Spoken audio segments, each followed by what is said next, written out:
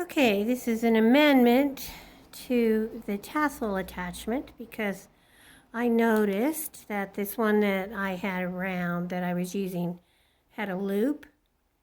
And so because the ones that I bought for the kids did not have loops and it had a long string and you just would tie it, I had to change it a little bit. So these have these long strings. So what I did was I went about 1.5 inches up and I tied the knot, just a simple knot, and pulled it tight like that.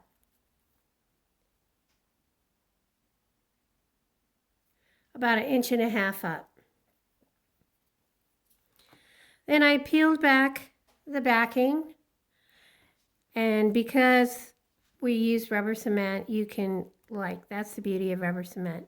You can lift it and replace it and add a little more, and it still is pliable enough to not have it stuck permanently. And I have my thread right here, and I started with a knot on the back of the leather and came right through the leather and then back down. And when I went back down, I caught the tassel. So now I'm going to go back down again, and I'm going to do this maybe 4 or 5 times. And I'm going to catch the tassel like so.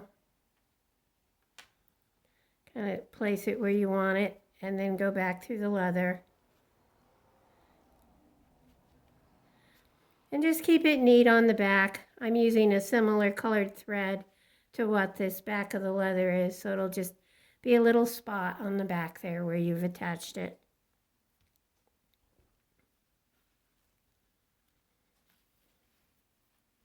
Each time, catching the tassel.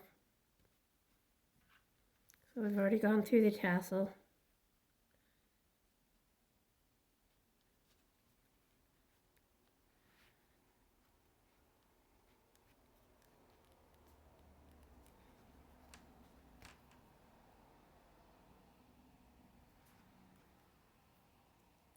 I think I'll do one more.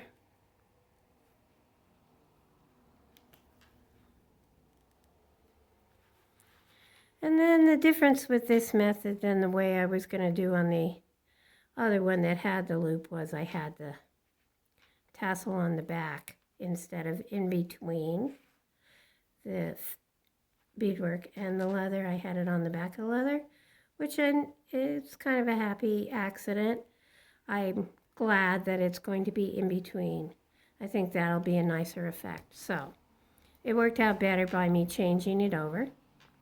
And that is kind of the way all projects go. I think you know that as well as I do, that we're always changing things to fit what needs to be done. Okay, I'll go back down one more time and tie a knot. But then when we're doing the stitch, which we've been working on, and there, look at how nice that's looking. Laying nice and flat, the single bead stitch, for the purpose of the bookmark. And when we get around here, I actually will just figure out as I go with the beads. But I do really like that we've moved it to the inside, and I think that's going to look good.